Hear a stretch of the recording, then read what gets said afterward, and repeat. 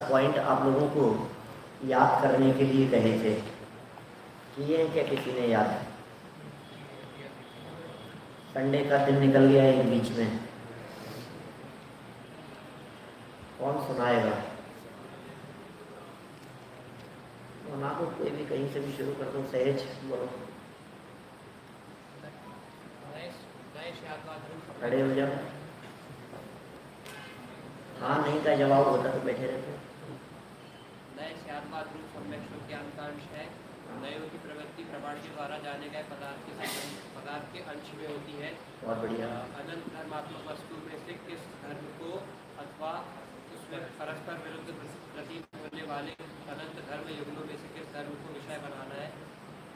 धर्म युगलों में से अनंत धर्म युगलों में से किस धर्म को विषय बनाना है? किसी एक धर्म को नए विषय अपना विषय बनाता है। ठीक है। नए वस्तु के किस धर्म को विषय बनाना है, यह ज्ञानी वक्ता के अभिप्राय पर निर्भर करता है। नए ज्ञानी के ही होते हैं। नए ज्ञानी वक्ता वो विषय बनाता है, जिसको विषय बनाता है उसे विवक्षित कहते हैं। नए विवक्षित धर्मों को मुख्य करता है और बाकी अन्य धर्म गौण रहते हैं। नयों के कथन में विवक्षित धर्म मुख्य तथा अन्य धर्म गौण रहते हैं। नयों के कथन में विवक्षित धर्म मुख्य रहता है और अन्य धर्म गौण रहते हैं। ठीक है। नए गौण धर्मों का निराकरण नहीं करता, मात्र उनके संबंध में मौन रहता है। नए वचनात्मक भी होते हैं और ज्ञानात्मक भी, और सापेक्ष नए ही सम्यक नए है, निरपेक्ष। बहुत बढ़िया, बहुत अच्छा सुनाया इसने। कहाँ की होगी? छिंदवाड़ा की। चलो, और कौन सुनाएगा? चलो सुनाओ भाई। क्या नाम तुम्हारा? दीपक। बोलो। नए स्यादवाद रूप सम्यक श्रुतियान के अंश। बहुत बढ़िया, बहुत बढ़िया।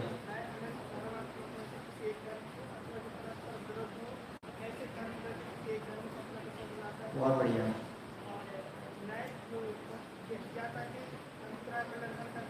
नहीं, कहाँ पहुँच गए तुम? वस्तु के किस धर्म को विषय बनाया जाए? ठीक है। नए ज्ञानी के ही होते हैं। नहीं, ज्ञानी वक्ता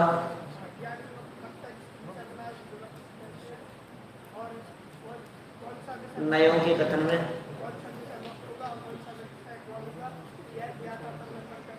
ज्ञानी वक्ता के अभिप्राय पर निर्भर करता है।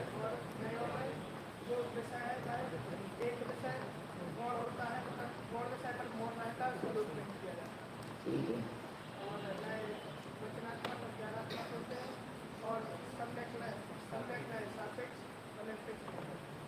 सापेक्ष नहीं सम्यक होते हैं, निरपेक्ष नहीं। ठीक है, चलो बढ़िया। और सबको करने हैं। आज तो हाथ खड़े करवा रहा हूँ मैं, कल बिना हाथ खड़े करे पूछेंगे, ठीक है ना? चलो बोलो चित्र। नए स्यादवाद रूप सम्यक श्रुति ज्ञान के अंश होते हैं। नयों की प्रवृत्ति प्रकाशित वस्तु, नयों की प्रवृत्ति प्रमाण द्वारा प्रकाशित वस्तु के किसी एक अंश में ही होती है। अनंत धर्मात्मक वस्तु के किसी एक धर्म को अथवा परस्पर विरुद्धी धर्म युगलों में से किसी एक धर्म को ही नए अपना विषय बनाते हैं।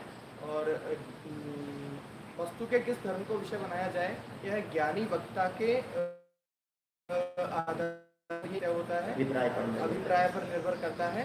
नए ज्ञानी के ही होते हैं और वस्तु के जिस धर्म को विषय नए ज्ञानी के ही होते हैं ना, ज्ञानी के ही होते हैं। तो ज्ञानी से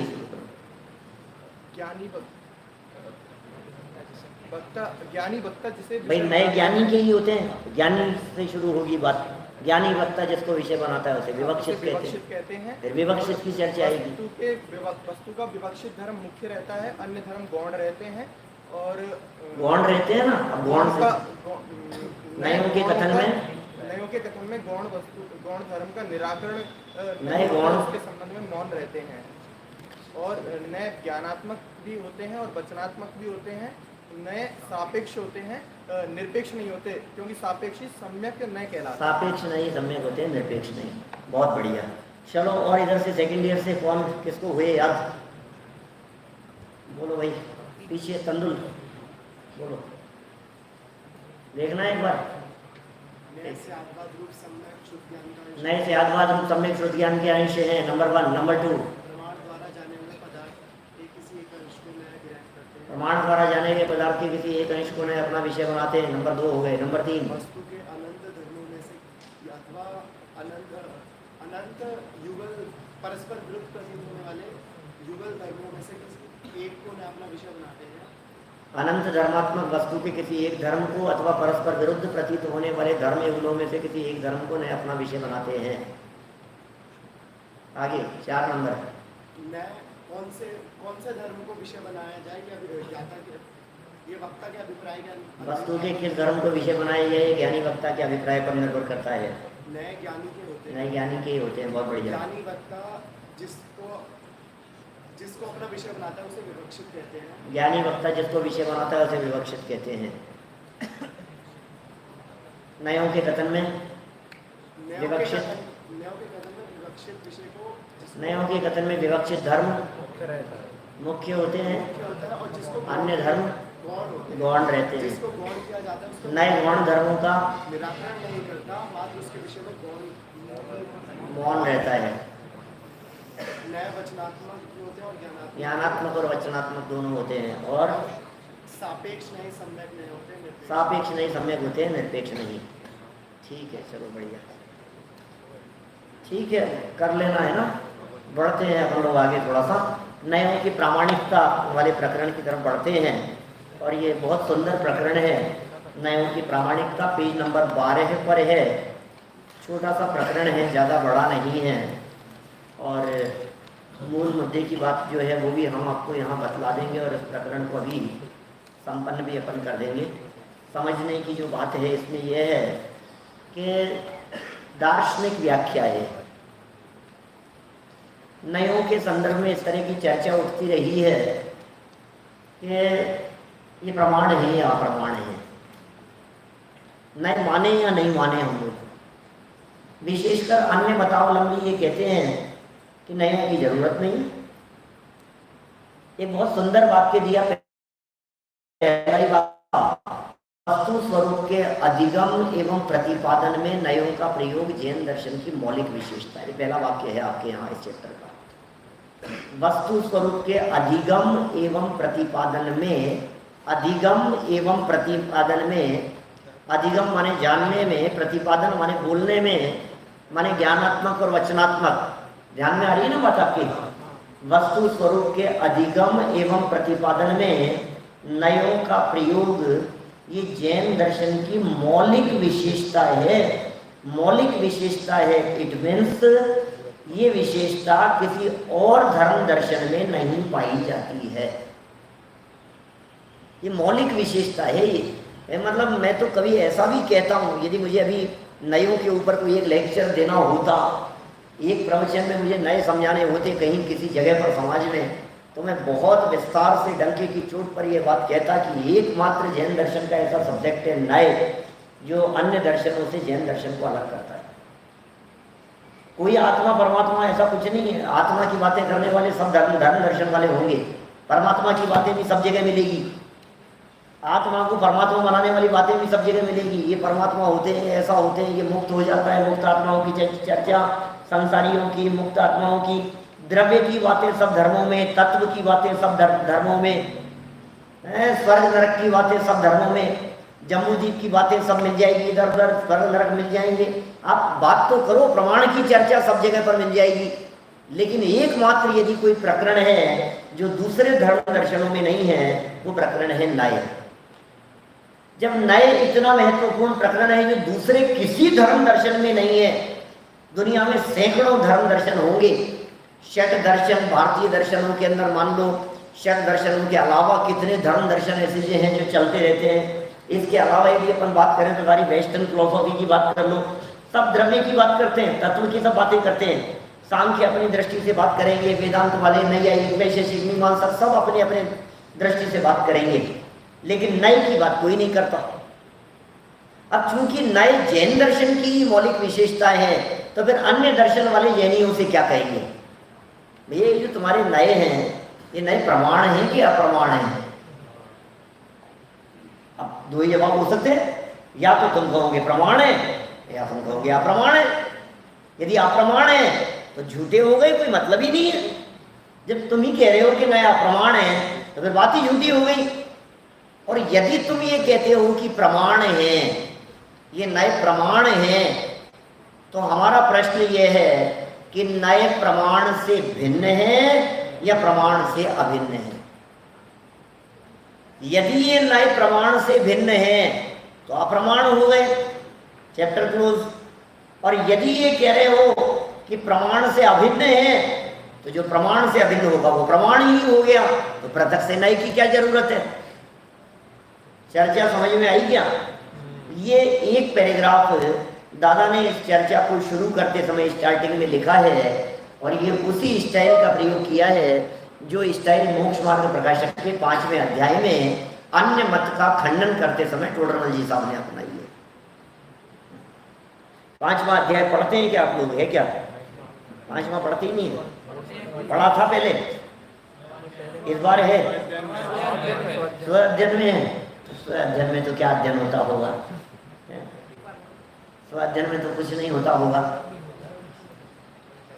एक बार जरूर पढ़ना चाहिए, उसको बारीकी से पढ़ना चाहिए। बहुत सुंदर प्रकरण है, हमने तो कई बार प्रवचन किए उसके ऊपर, अभी लास्ट बार किए, उसमें नहीं किए, पुराने रिकॉर्डेड भी हैं, तो चर्चा करने की जरूरत नहीं है। लेकिन उसकी जो स्टाइल है टोडरमल जी साहब की, वो पूरी स्टाइल इसी प्रकार की है।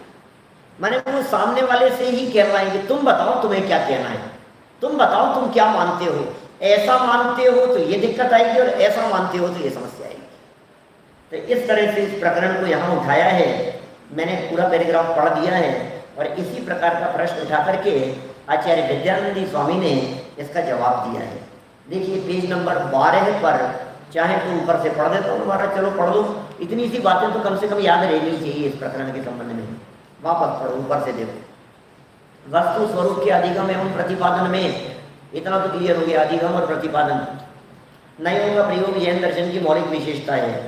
अन्य दर्शनों में नए नाम की कोई चीज ही नहीं है, सर्वत्र प्रमाण की ही चर्चा है। सब जगह पर प्रमाण प्रमाण की चर्चा है। कोई एक प्रमाण मानता है तो कोई 2 मानते हैं, तो कोई 3 मानते हैं, तो कोई 4 मानते हैं, कोई 5 मानते हैं, कोई 6 मानते हैं, है ना। कोई प्रत्यक्ष कोई प्रमाण मानता है, कोई प्रत्यक्ष और अनुमान को प्रमाण मानता है, कोई प्रत्यक्ष अनुमान के साथ में अर्थापत्ति को प्रमाण मानता है, तो उपमान को प्रमाण मानता है। सब अलग अलग दर्शन है ना, तो सब जगह प्रमाण की चर्चा तो सब जगह मिलेगी।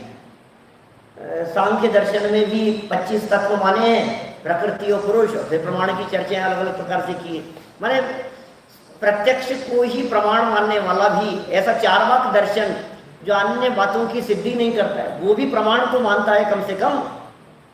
माने तो इतना ही कहता है कि चलो कोई बात नहीं, जो दिख रहा है वही प्रमाण है, तो मानता तो है। प्रमाण तो सब मानते हैं, प्रमाण का प्रामाण्यत्व तो सब स्वीकार करते हैं, लेकिन वो प्रमाण क्या है? अब आपके यहाँ जैन दर्शन के, आप भी मानते हो, जैन दर्शन वाले भी प्रमाण, तो नई क्या नई चीज है, इसकी क्या जरूरत है? जैन दर्शन में तत्वार्थों के अधिगम के उपायों की चर्चा में प्रमाण और नए दोनों का समान रूप से उल्लेख है। प्रमाण नए अधिगम है। तत्वार्थ सूत्र पहले अध्याय का 6वां सूत्र, प्रमाण नए अधिगम है। प्रमाण और नए दोनों से अधिगम होता है।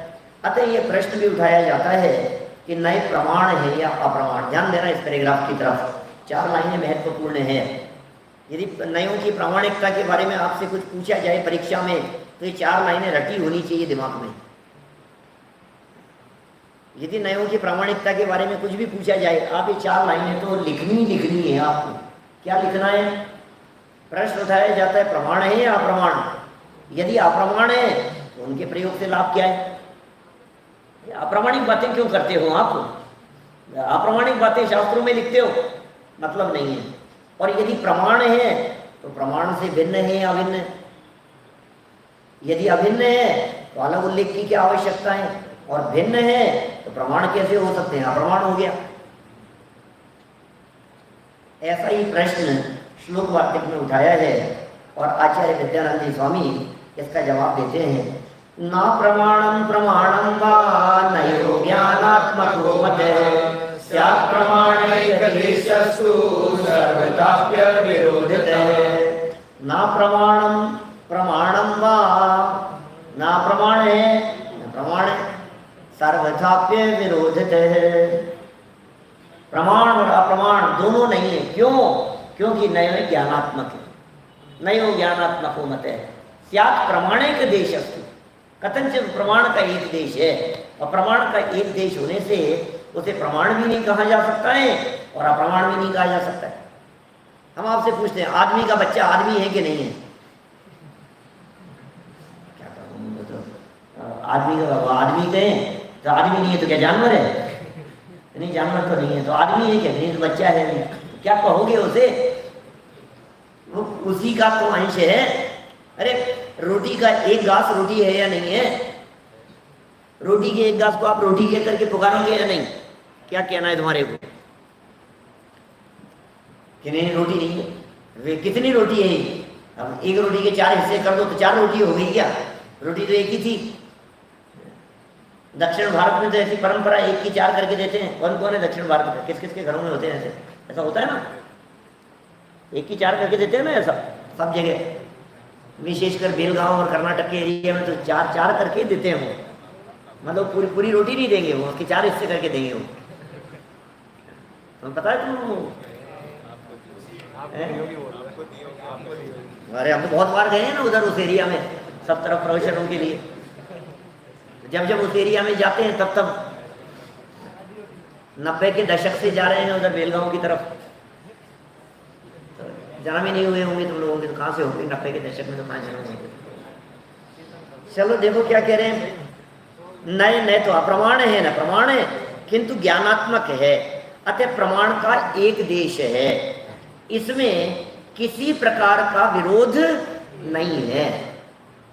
इसी बात को स्पष्ट करते हुए सिद्धांताचार्य पंडित कैलाश चंद जी लिखते हैं, शंकाकार कहता है कि यदि नए प्रमाण से भिन्न है तो वह अप्रमाण ही हुआ, क्योंकि प्रमाण से भिन्न अप्रमाण ही होता है।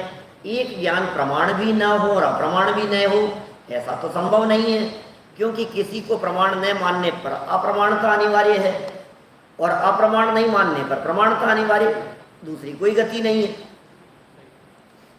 ना। बात तो ऐसी है भाई, आप दो में से एक बात तो मानो, ये सच है कि झूठ है, बोलो। अब सच है या झूठ है, या तो सच होगा या झूठ होगा।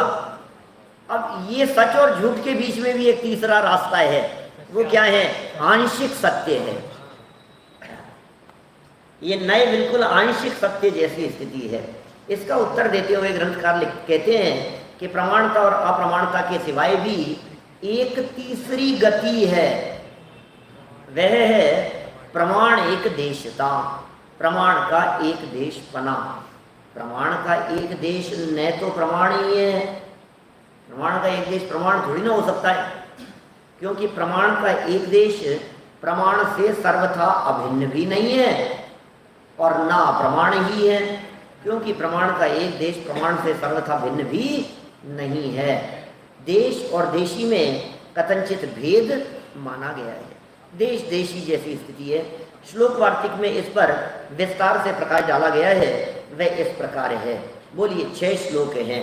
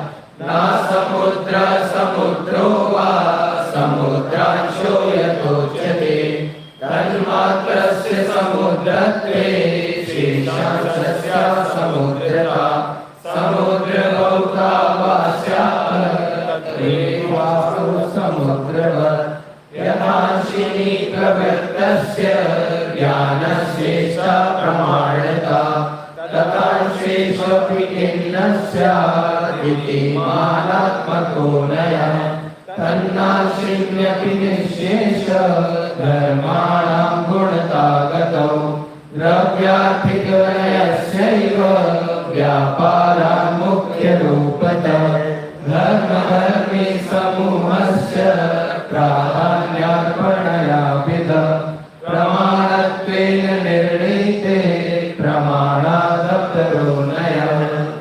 स्वयं और अर्थ का निश्चय होने से नए प्रमाण ही है। प्रमाण माने प्रामाणिक, निश्चय है ये नए, ऐसा कहना ठीक नहीं है, क्योंकि स्वयं और अर्थ के एक देश को जानना नए का लक्षण है। इसलिए पूरी वस्तु का निश्चय कराने वाला नहीं हो सकता, वो अंश का ज्ञान कराता है।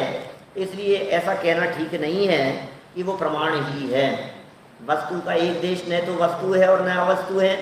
जैसे समुद्र के अंश को न तो समुद्र कहा जाता है और न असमुद्र कहा जाता है। यदि समुद्र का एक अंश समुद्र है तो शेष अंश असमुद्र हो जाएगा, और यदि समुद्र का प्रत्येक अंश समुद्र है तो बहुत से समुद्र हो जाएंगे। और ऐसी स्थिति में समुद्र का ज्ञान कहाँ से हो सकता है? समझ में आ रही है क्या कुछ बात? नहीं, अभी करेंगे, देखो बात अपन। जैसे अंशी वस्तु में प्रवृत्ति करने वाले ज्ञान को प्रमाण माना जाता है, वैसे ही वस्तु के अंश में प्रवृत्ति करने वाले अर्थात जानने वाले नए को प्रमाण क्यों नहीं माना जाता? अतः नए प्रमाण स्वरूप ही है।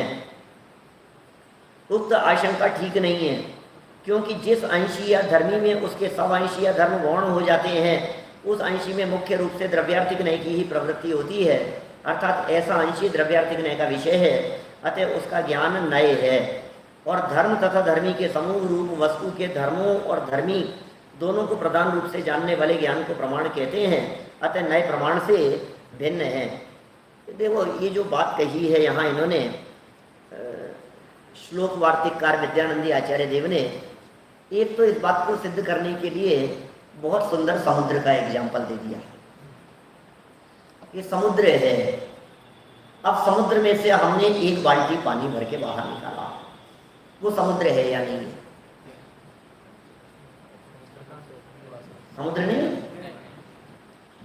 ये समुद्र यदि नहीं है तो यदि एक बाल्टी समुद्र नहीं है तो पूरा समुद्र बाल्टियों के समूह का ही तो नाम है, वो भी समुद्र नहीं होगा, खत्म ही हो जाएगा सब। और यदि इसे ही समुद्र मान लिया जाए तो बाकी बचा हुआ समुद्र हो जाएगा। और यदि प्रत्येक बाल्टी को समुद्र माना जाए तो बहुत सारे समुद्र खड़े हो जाएंगे। करें क्या? तो इस बाल्टी, जो एक बाल्टी या एक घड़ा जो हमने भरा है, इसे हम समुद्र कहें या नहीं कहें, क्या माने?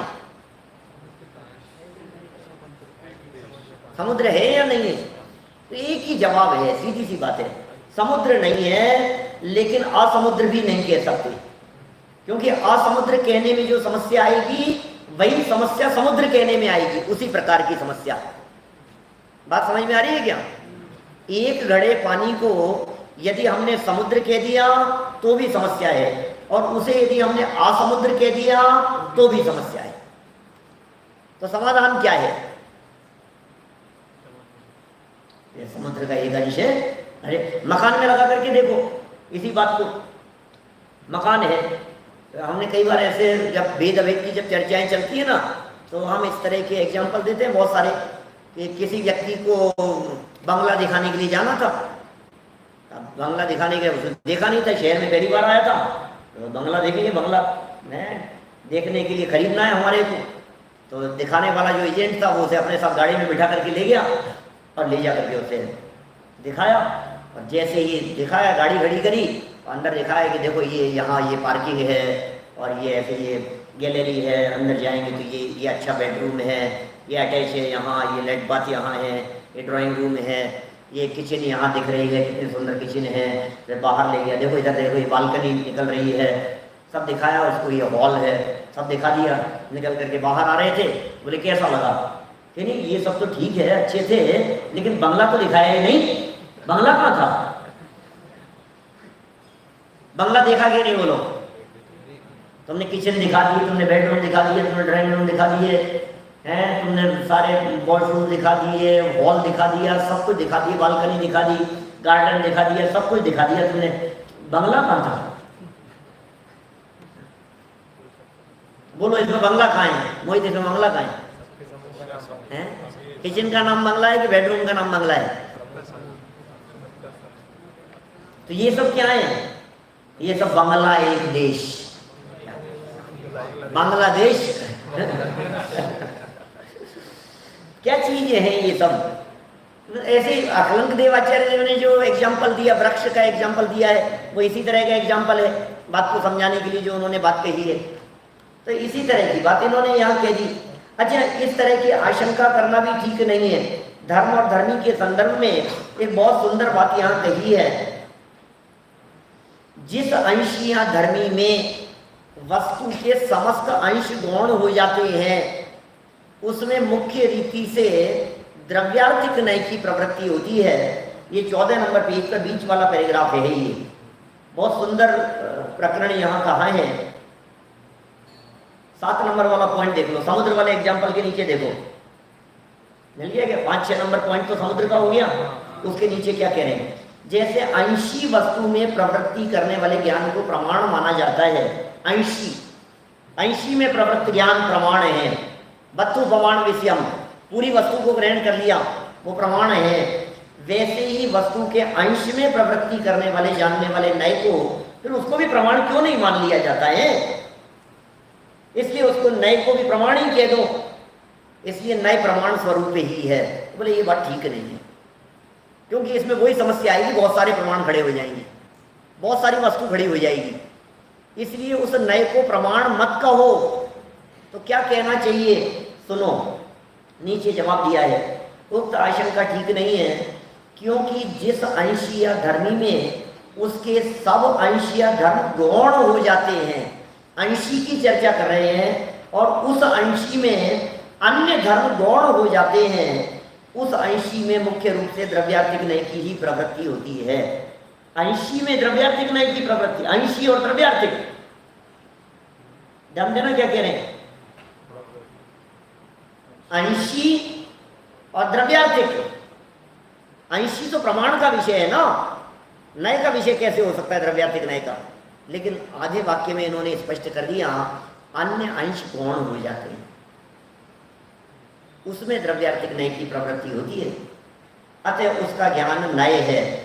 और धर्म और धर्मी इनका जो समूह है, अंश और अंशी इनका जो समूह है, उनको प्रधान रूप से जानने वाला प्रमाण है। देखो, इसको समझने के लिए ऐसा उपयोग लगाओ, इधर ऊपर लिखो वस्तु और उसके कर दो 3 टुकड़े, क्या द्रव्य गुण पर्याय, तो बात समझ में आ जाती है। वस्तु के 3 टुकड़े, द्रव्य गुण पर्याय, तो जिसमें द्रव्य गुण पर्याय सब हाईलाइट हैं, ऐसा जो ऊपर है वस्तु जो द्रव्य है वो प्रमाण का विषय है, सारी बातें हैं। अब नीचे उतरने वाला जो द्रव्य है, द्रव्य गुण पर्याय, जिसमें गुण और पर्याय गौण हो गई है, वो जो द्रव्य है वो द्रव्यार्थिक नय का विषय है। वो जो द्रव्य है जिसमें गुण और पर्याय गौण हो गई है, वो अंश है या अंशी है? क्या कहना है सुबल? ऊपर द्रव्य था, ऊपर द्रव्य 3 हिस्से, द्रव्य गुण पर्याय, बराबर। अब इन तीनों में 2 द्रव्य हो गए, एक द्रव्य के 3 पार्ट, एक ऊपर वाला द्रव्य और एक नीचे वाला द्रव्य। तो जो नीचे वाला द्रव्य है यह अंश है या अंशी है? अंशी है, अंश है, अंश है, वो अंश है या अंशी? कंफ्यूज क्यों हो रहे? अरे दोनों कह दो, सही है, दोनों बातें सही है। ऊपर वाले द्रव्य की दृष्टि से जब देखते हैं तो उसका अंश है, द्रव्य गुण पर्याय, लेकिन वो अपने आप में जो द्रव्य है वो इतने द्रव्य संज्ञा ही इतनी पावरफुल है जो अंशी जैसी दिखती है। तो अंशी जैसे गौरव वाला अंश, क्या कहा? जैसे गौरव वाला अंशी जैसी महिमा वाला अंश, क्या समझ में आ रही है? जैसे समझ लो आप। अच्छा, दर्शन मोहिनी के 3 टुकड़े किए, कोमट सर पढ़ रहे हैं ना, दर्शन मोहिनी के 3 टुकड़े किए, कर्मकांड में यही चल रहा है अभी, ऐसी बातें आएगी। 3 टुकड़े हो गए दर्शन मोहिनी के, कौन कौन से? मिथ्यात्व, सम्यक मिथ्यात्व, सम्यक प्रकृति, सम्यक प्रकृति। तो ये वाला जो है ना, पहले वाला मिथ्यात्व, मिथ्यात्व को भी दर्शन मोहिनी कहते हैं। ये जो मिथ्यात्व है ये मिथ्यात्व मैं इसको जब समझाता हूँ इस विषय के ऊपर, मेरे कभी प्रवचन सुनोगे ना आप, तो बड़ा बहुत एग्जाम्पल से उस विषय को समझाया है। जैसे 100 ग्राम का लड्डू है, अब उस 100 ग्राम के लड्डू में से जैसे सर्दियों के समय का लड्डू हो, और सर्दियों के समय के लड्डू को अपन हथेली से तोड़ने की कोशिश करें, बहुत ठोस था, टूट नहीं रहा था, दांत से तोड़ दो टूटता नहीं है, तो अपन ने उसको रखा और एक साइड से जोर लगाने की कोशिश की। अब जब हमने उसके ऊपर जोर लगाया तो क्या हुआ, उसका टुकड़े तो हुए 100 ग्राम के लड्डू के, लेकिन वो पूरा हिस्सा 90 ग्राम का एक तरफ रह गया, एक हिस्सा 9 ग्राम का और एक 1 ग्राम का। तो बोलो लड्डू टूटा कि नहीं टूटा? अब वो जो 90 ग्राम वाला जो पूरा लड्डू जैसा दिख रहा है, वो अंश है या अंशी है? अब क्या कहेंगे? वो दर्शन मोहनी के जो पहला जो मिथ्यात्व वाला है 90 ग्राम जैसा है, ये 9 ग्राम जैसा है और वो 1 ग्राम जैसा है। और यदि वो लड्डू जहरीला हो, ये 90 ग्राम वाला खा जाए तो नियम से मर जाएगा, गुणस्थान चौथे से सीधा पहले ही आ जाएगा। ये दूसरा वाला जो 9 ग्राम वाला पार्ट है, मुंह में रखा तो क्या होगा, गिर भी सकता है और संभल भी सकता है ना। ये समय मिथ्यात्व वाला है, ये पार्ट 9 ग्राम वाला मार देगा तो तीसरे गुणस्थान में आकर के पहले में आ जाएगा, और नहीं तो तीसरे में आकर के इलाज हुआ तो संभल करके वापस चौथे में चला गया। और लास्ट वाला जो है 1 ग्राम वाला, झटका तो लगा था लेकिन संभल गया वहीं पे, गुणस्थान नहीं गिरा, समय प्रकृति वाला।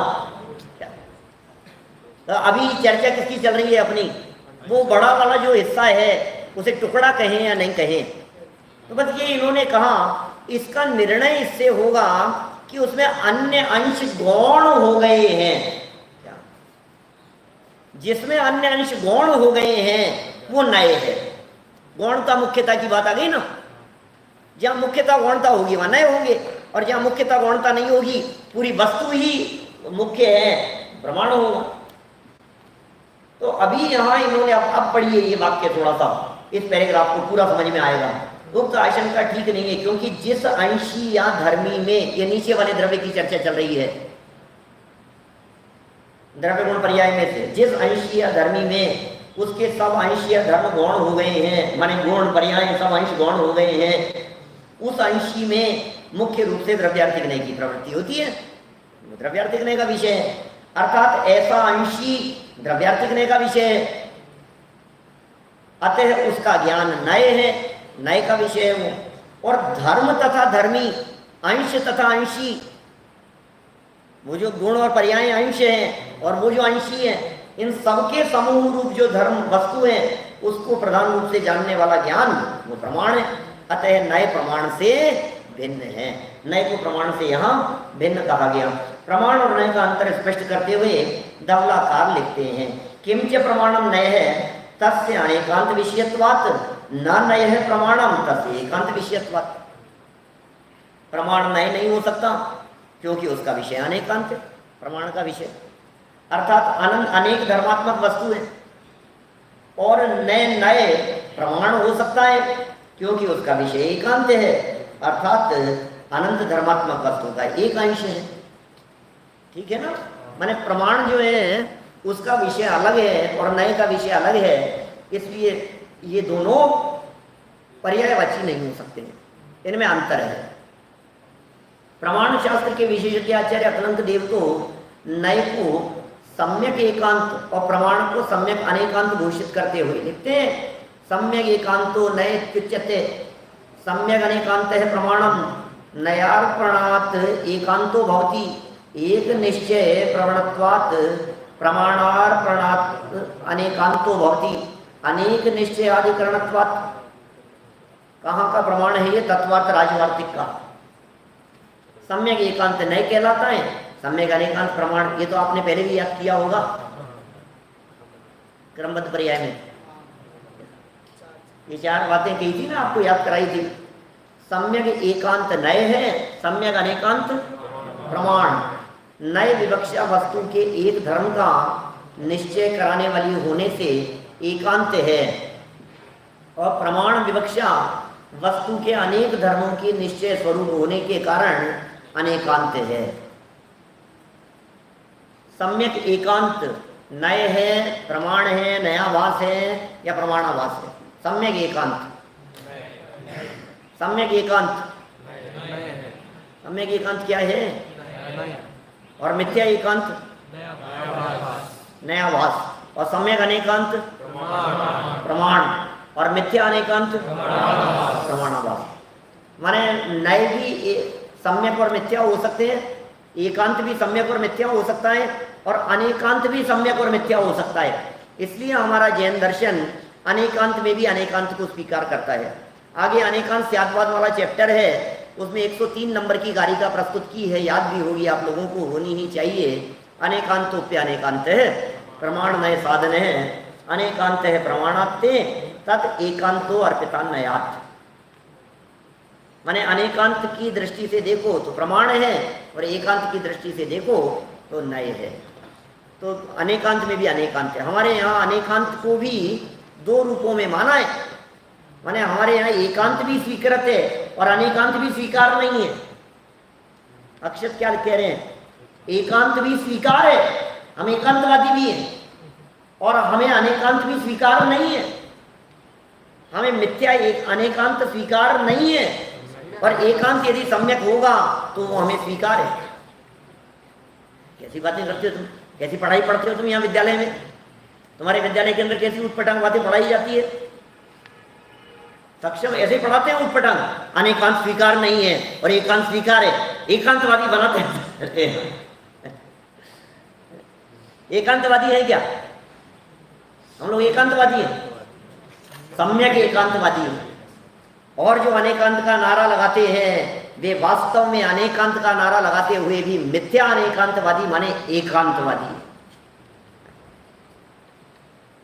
देखिए, माने जो चीज जहां जैसा निरूपण होगा वैसा ही तो किया जाएगा।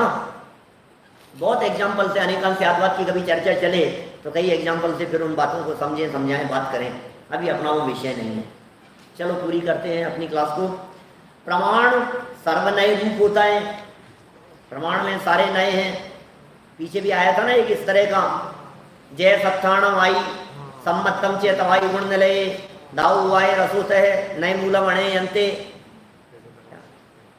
जय सत्थाणम आई सम्मतम चेत वायु गुण निलये दाऊ वाय रसोच है नय मूलम अणे यंते। ये कह रहे हैं प्रमाण सर्व नए रूप होता है, क्योंकि नए वाक्यों में स्यात् शब्द लगाकर बोलने को प्रमाण कहते हैं। भाई नए था, अब नए नहीं, हमने स्यात् लगा दिया तो प्रमाण हो गया।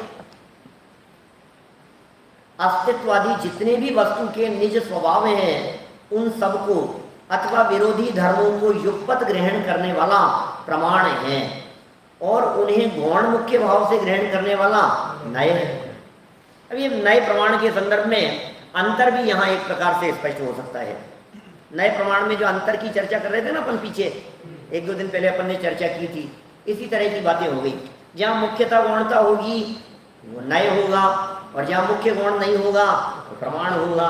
युगपत ग्रहण करना प्रमाण का काम है, क्रमशः ग्रहण करना ये नए का काम है। प्रमाण और नए को उदाहरण सहित स्पष्ट करते हुए पंचाध्यायीकार लिखते हैं। बोलिए एक प्रमाण और फटाफट पढ़ लीजिए।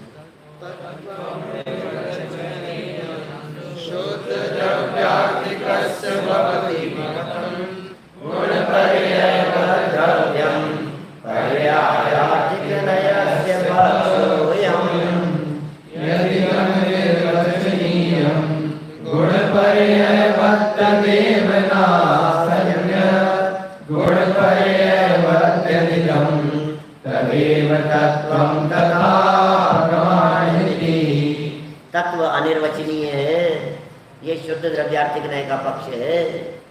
तत्व अनिर्वचनीय है, द्रव्य गुण पर्यायवान है, यह पर्यायार्थिक न्याय का पक्ष है। और जो ये अनिर्वचनीय है वही गुण पर्यायवान है, कोई अन्य नहीं। और जो ये गुण पर्यायवान है वही तत्व है, ऐसा प्रमाण का पक्ष है। मैंने एक द्रव्यार्थिक न्याय का पक्ष कह दिया, एक पर्यायार्थिक न्याय का पक्ष कह दिया, और दोनों को मिलाकर के जहाँ कह दिया तो प्रमाण का पक्ष हो गया। द्रव्य नित्य है, ये द्रव्यार्थिक न्याय का पक्ष है। वस्तु अनित्य है, पर्यायार्थिक न्याय का पक्ष है। और वस्तु नित्यानित्य है, ये प्रमाण का पक्ष है। यद्यपि इस प्रकार हम देखते हैं कि नए प्रमाण से भिन्न है, तथापि यहाँ नए को प्रमाण से भिन्न सिद्ध किया है पूरे प्रकरण में। नए को प्रमाण से अलग सिद्ध किया है। अलग सिद्ध करना इसलिए जरूरी था क्योंकि अन्य मतावलंबियों के सामने ये सिद्ध करना था कि नए प्रमाण नहीं है, इसलिए अलग सिद्ध करने का प्रयत्न किया। ये साहब इसको प्रमाण ही मान लो ना, प्रमाण ही मान लो ना, कि नहीं, प्रमाण तो वो लोग कह ही रहे हैं, अन्य मतावलंबी प्रमाण तो कह ही रहे हैं। वो कह रहे हैं तुम्हारे नए की जरूरत नहीं है, हम लोग जैसे प्रमाण मानते हैं तुम भी प्रमाण ही मानो, नए मत मानो। तो पूरे प्रकरण में, श्लोक वार्तिक में, राजवार्तिक में, जहां जहां ये प्रकरण उठाया है वहां उन्होंने यही सिद्ध किया है कि ये नए प्रमाण से भिन्न है। धवला के आधार पर भी यही सिद्ध किया, प्रमाण और नए में अंतर सिद्ध किया, अलग है, प्रमाण अलग है, नए अलग है। तथापि उसकी प्रामाणिकता में कोई संदेह की गुंजाइश नहीं है। वस्तु स्वरूप के प्रतिपादन में वे प्रमाण के समान ही प्रामाणिक है। जब वस्तु स्वरूप के ज्ञान कराने की बात होती है, वस्तु स्वरूप के अधिगम का प्रसंग होता है, तो प्रमाण के समान ही उन्हें प्रामाणिक कहा जाता है। भैया, जैन दर्शन की इस अनुपम कथन शैली को अप्रमाण समझकर इसकी उपेक्षा करना उचित नहीं है। इसको अप्रमाण मत करो, है ना, अपितु इसे भली भांति समझकर इस शैली में प्रतिपादित जिनागम और जिन अध्यात्म का रहस्य समझने का सफल यत्न किया जाना चाहिए। जैसा कि पहले कहा जा चुका है, इसके जाने बिना जैन दर्शन का मर्म समझ पाना तो बहुत दूर, उसमें प्रवेश भी संभव नहीं है। इस तरह से ये नयों की प्रामाणिकता वाला एक छोटा सा चैप्टर यहाँ दिया था, ये आज अपना पूरा हुआ। कल एक नए प्रकरण को लेकर के आपके सामने आएंगे जिसमें लिखा है मूल नए कितने हैं। वास्तव में नए कितने हैं, कौन कौन से हैं, और नयों को पढ़ने से क्या होगा, कौन से नए पढ़ने हैं, कौन से नहीं पढ़ने हैं, ये सब चर्चा कल अपन अपेक्षित विस्तार से करेंगे। अभी की बात को यही विराम देते हैं। अमन ग्वालियर नहीं है,